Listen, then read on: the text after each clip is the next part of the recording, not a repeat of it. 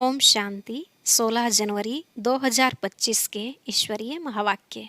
पहले सुनते हैं मुरली के मुख्य पॉइंट्स।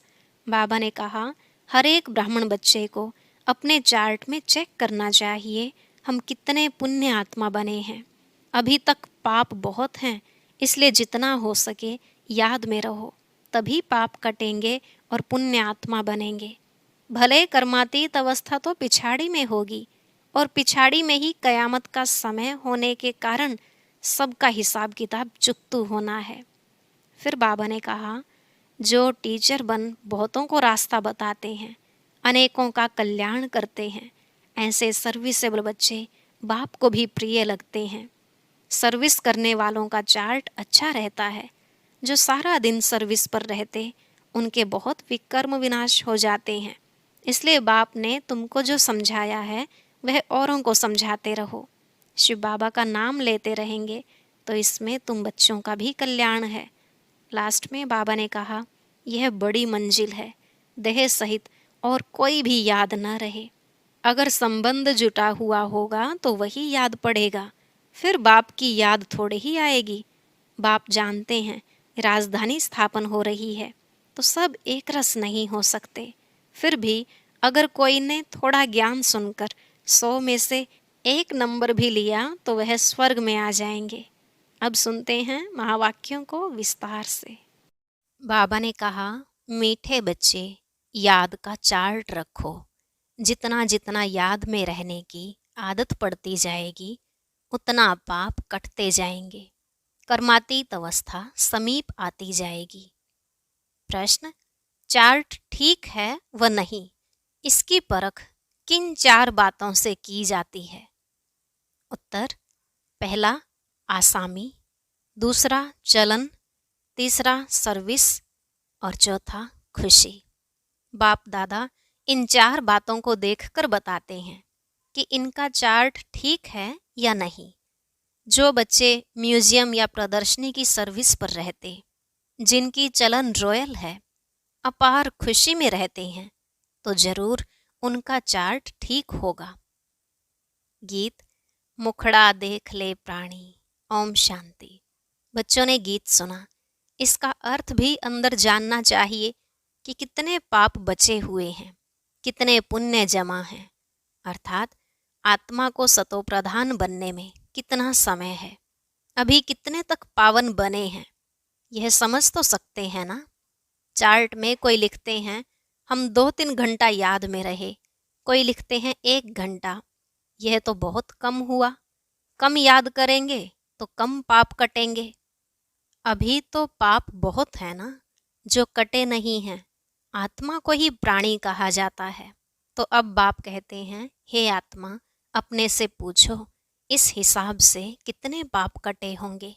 चार्ट से मालूम पड़ता है हम कितना पुण्य आत्मा बने हैं। यह तो बाप ने समझाया है, कर्मातीत अवस्था अंत में होगी। याद करते करते आदत पड़ जाएगी तो फिर ज़्यादा पाप कटने लगेंगे। अपनी जांच करनी है, हम कितना बाप की याद में रहते हैं। इसमें गप मारने की बात नहीं, यह तो अपनी जांच करनी होती है। बाबा को अपना चार्ट लिख कर देंगे तो बाबा झट बताएंगे कि यह चार्ट ठीक है व नहीं। आसामी, चलन, सर्विस और खुशी को देख बाप दादा झट समझ जाते हैं कि इनका चार्ट कैसा है। घड़ी घड़ी याद किनको रहती होगी? जो म्यूजियम अथवा प्रदर्शनी की सर्विस में रहते हैं। म्यूजियम में तो सारा दिन आना जाना रहता है, दिल्ली में तो बहुत आते रहेंगे। घड़ी घड़ी बाप का परिचय देना पड़ता है। समझो किसको तुम कहते हो विनाश में बाकी थोड़े वर्ष हैं। कहते हैं यह कैसे हो सकता है? फट से कहना चाहिए, यह कोई हम थोड़े ही बताते हैं, भगवानुवाच है ना। भगवानुवाच तो जरूर सत्य ही होगा ना। इसलिए बाप समझाते हैं, घड़ी घड़ी बोलो यह शिव बाबा की श्रीमत है। हम नहीं कहते, श्रीमत उनकी है, वह है ही ट्रुथ। पहले पहले तो बाप का परिचय जरूर देना पड़ता है। इसलिए बाबा ने कहा है, हर एक चित्र में लिख दो शिव भगवानुवाच। वह तो एक्यूरेट ही बताएंगे, हम थोड़े ही जानते थे। बाप ने बताया है तब हम कहते हैं, कभी कभी अखबार में भी डालते हैं, फलाने ने भविष्यवाणी की है कि विनाश जल्दी होगा। अब तुम तो हो बेहद बाप के बच्चे, प्रजापिता ब्रह्मा कुमार कुमारियां तो बेहद के हैं ना। तुम बताएंगे हम बेहद बाप के बच्चे हैं, वही पतित पावन ज्ञान का सागर है। पहले यह बात समझाकर पक्का कर फिर आगे बढ़ना चाहिए। शिव बाबा ने यह कहा है, यादव कौरवादी विनाश काले विपरीत बुद्धि। शिव बाबा का नाम लेते रहेंगे तो इसमें बच्चों का भी कल्याण है। शिव बाबा को ही याद करते रहेंगे।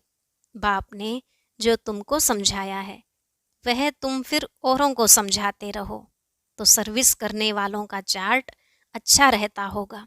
सारे दिन में 8 घंटा सर्विस में बिजी रहते हैं, करके 1 घंटा रेस्ट लेते होंगे, फिर भी 7 घंटे तो सर्विस में रहते हैं ना। तो समझना चाहिए उनके विकर्म बहुत विनाश होते होंगे। बहुतों को घड़ी घड़ी बाप का परिचय देते हैं तो जरूर ऐसे सर्विसेबल बच्चे बाप को भी प्रिय लगेंगे। बाप देखते हैं यह तो बहुतों का कल्याण करते हैं, रात दिन इनको यही चिंतन है, हमको बहुतों का कल्याण करना है। बहुतों का कल्याण करना गोया अपना करते हैं। स्कॉलरशिप भी उनको मिलेगी जो बहुतों का कल्याण करते हैं। बच्चों को तो यही धंधा है, टीचर बन बहुतों को रास्ता बताना है। पहले तो यह नॉलेज पूरी धारण करनी पड़े। कोई का कल्याण नहीं करते तो समझा जाता है इनकी तकदीर में नहीं है। बच्चे कहते हैं, बाबा हमको नौकरी से छुड़ाओ, हम इस सर्विस में लग जाएं।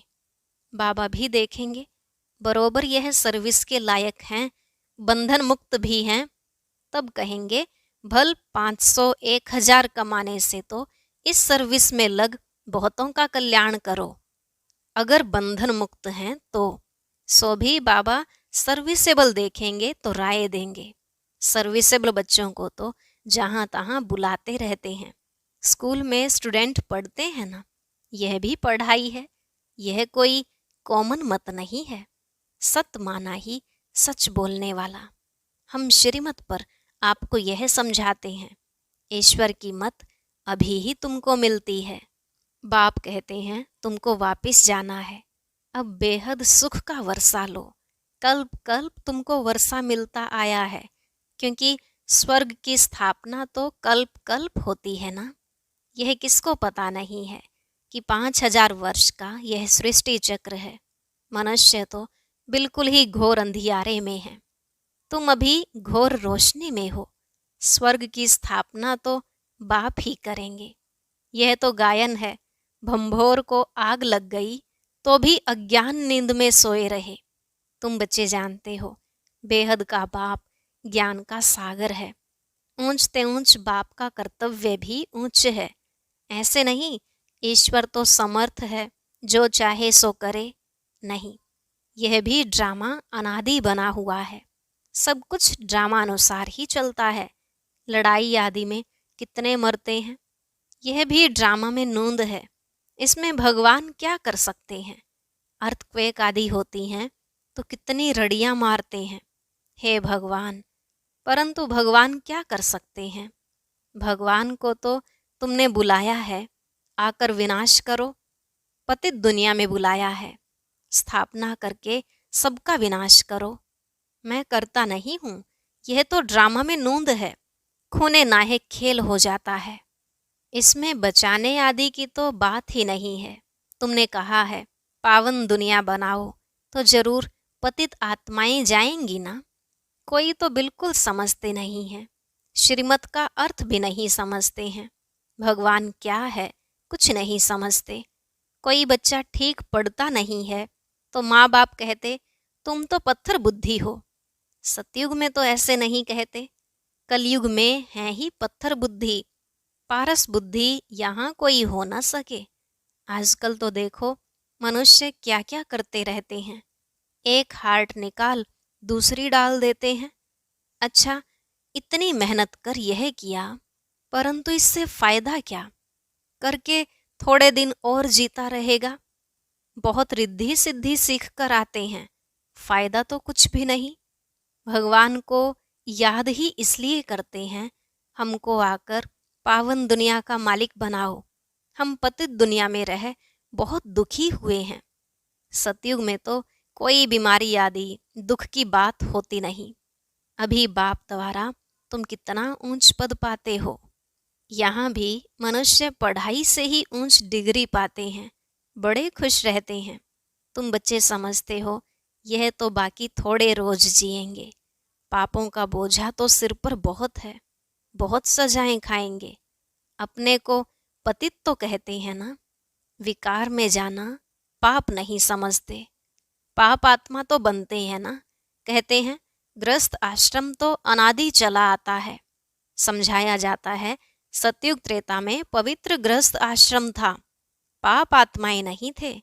यहाँ पाप आत्माएं हैं इसलिए दुखी हैं। यहाँ तो अल्पकाल का सुख है। बीमार हुआ यह मरा, मौत तो मुख खोलकर खड़ा है। अचानक हार्ट फेल हो जाते हैं। यहाँ है ही काग विष्टा समान सुख। वहां तो तुमको अपार सुख है। तुम सारे विश्व के मालिक बनते हो। किसी भी प्रकार का दुख नहीं होगा, न गर्मी न ठंडी होगी, सदैव बाहरी मौसम होगा। तत्व भी ऑर्डर में रहते हैं। स्वर्ग तो स्वर्ग ही है, रात दिन का फर्क है। तुम स्वर्ग की स्थापना करने के लिए ही बाप को बुलाते हो, आकर पावन दुनिया स्थापन करो, हमको पावन बनाओ। तो हर एक चित्र पर शिव भगवानुवाच लिखा हुआ हो, इससे घड़ी घड़ी शिव बाबा याद आएगा, ज्ञान भी देते रहेंगे। म्यूजियम अथवा प्रदर्शनी की सर्विस में ज्ञान और योग दोनों इकट्ठे चलते हैं। याद में रहने से नशा चढ़ेगा। तुम पावन बन सारे विश्व को पावन बनाते हो। जब तुम पावन बनते हो तो जरूर सृष्टि भी पावन चाहिए। पिछाड़ी में कयामत का समय होने के कारण सबका हिसाब किताब चुकतू हो जाता है। तुम्हारे लिए हमको नई सृष्टि का उद्घाटन करना पड़ता है, फिर ब्रांचेस खोलते रहते हैं पवित्र बनाने के लिए। नई दुनिया सतयुग का फाउंडेशन तो बाप बिगर कोई डाल ना सके, तो ऐसे बाप को याद भी करना चाहिए। तुम म्यूजियम आदि का उद्घाटन बड़े आदमियों से कराते हो तो आवाज होगा, मनुष्य समझेंगे यहाँ तो यह भी आते हैं। कोई कहते हैं तुम लिख कर दो हम बोलेंगे, यह भी रॉन्ग हो गया। अच्छी रीति समझ कर बोलें ओरली तो बहुत अच्छा है। कोई तो लिखत पढ़कर सुनाते हैं जिससे एक्यूरेट हो। तुम बच्चों को तो ओरली समझाना है। तुम्हारी आत्मा में सारी नॉलेज है ना, फिर तुम औरों को देते हो।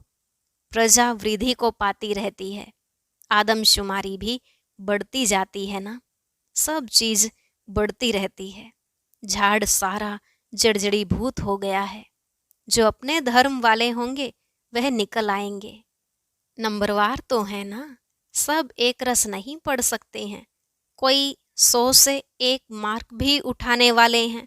थोड़ा भी सुन लिया, 1 मार्क मिली तो यह स्वर्ग में आ जाएंगे।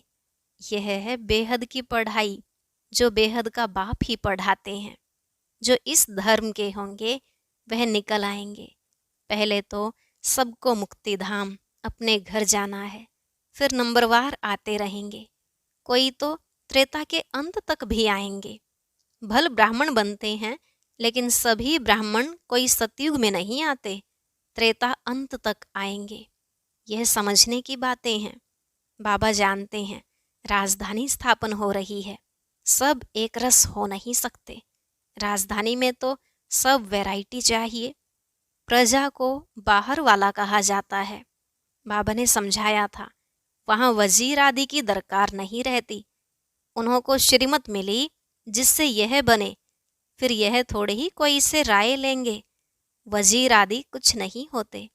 फिर जब पतित होते हैं तो एक वजीर एक राजा रानी होते हैं। अभी तो कितने वजीर हैं। यहाँ तो पंचायती राज्य है ना। एक की मत न मिले दूसरे से। एक से दोस्ती रखो, समझाओ काम कर देंगे। दूसरा फिर आया, उनको ख्याल में न आया तो और ही काम को बिगाड़ देंगे। एक की बुद्धि न मिले दूसरे से, वहाँ तो तुम्हारी सब कामनाएं पूरी हो जाती हैं। तुमने कितना दुख उठाया है, इसका नाम ही है दुख धाम। भक्ति मार्ग में कितने धक्के खाए हैं, यह भी ड्रामा। जब दुखी हो जाते हैं तब बाप आकर सुख का वर्षा देते हैं। बाप ने तुम्हारी बुद्धि कितनी खोल दी है। मनुष्य तो कह देते साहूकारों के लिए स्वर्ग है, गरीब नर्क में है। तुम यथार्थ रीति जानते हो स्वर्ग किसको कहा जाता है। सतयुग में थोड़े ही कोई रहम दिल कह बुलाएंगे, यहाँ बुलाते हैं रहम करो, लिबरेट करो। बाप ही सबको शांति धाम सुख धाम ले जाते हैं। अज्ञान काल में तुम भी कुछ नहीं जानते थे। जो नंबर 1 तमो प्रधान, वही फिर नंबर 1 सतो प्रधान बनते हैं। यह अपनी बड़ाई नहीं करते हैं, बड़ाई तो एक की ही है। लक्ष्मी नारायण को भी ऐसा बनाने वाला तो वह है ना। ऊंचते ऊंच भगवान, वह बनाते भी ऊंच हैं। बाबा जानते हैं सब तो ऊंच नहीं बनेंगे, फिर भी पुरुषार्थ करना पड़े। यहाँ तुम आते ही हो नर से नारायण बनने। कहते हैं बाबा हम तो स्वर्ग की बादशाही लेंगे, हम सत्य नारायण की सच्ची कथा सुनने आए हैं। बाबा कहते हैं अच्छा तेरे मुख में गुलाब, मेहनत करो। सब तो लक्ष्मी नारायण नहीं बनेंगे। यह राजधानी स्थापन हो रही है। राजाई घराने में, प्रजा घराने में चाहिए तो बहुत ना। आश्चर्यवत सुनंती कथंती फारकती देवंती, फिर वापिस भी आ जाते हैं। जो बच्चे अपनी कुछ न कुछ उन्नति करते हैं तो चढ़ पड़ते हैं, सरेंडर होते ही हैं गरीब। देह सहित और कोई भी याद न रहे, बड़ी मंजिल है। अगर संबंध जुटा हुआ होगा तो वह याद जरूर पड़ेंगे। बाप को क्या याद पड़ेगा, सारा दिन बेहद में ही बुद्धि रहती है। कितनी मेहनत करनी पड़ती है। बाप कहते हैं मेरे बच्चों में भी उत्तम मध्यम कनिष्ठ हैं। दूसरे कोई आते हैं तो भी समझते हैं यह पतित दुनिया के हैं, फिर भी यज्ञ की सर्विस करते हैं तो रिगार्ड देना पड़ता है। बाप युक्तिबाज है ना, नहीं तो यह tower of silence holiest of Holi tower है, जहाँ होलीएस्ट ऑफ होली बाप सारे विश्व को बैठ होली बनाते हैं। यहाँ कोई पतित आ न सके, परंतु बाप कहते हैं मैं आया ही हूँ सभी पतितों को पावन बनाने। इस खेल में मेरा भी पार्ट है। अच्छा, मीठे मीठे सिकिलधे बच्चों प्रति माता पिता बाप दादा का याद प्यार और गुड मॉर्निंग। रूहानी बाप की रूहानी बच्चों को नमस्ते। रूहानी बच्चों की रूहानी बाप दादा को नमस्ते नमस्ते, गुड मॉर्निंग। शुक्रिया बाबा, शुक्रिया। धारणा के लिए मुख्य सार।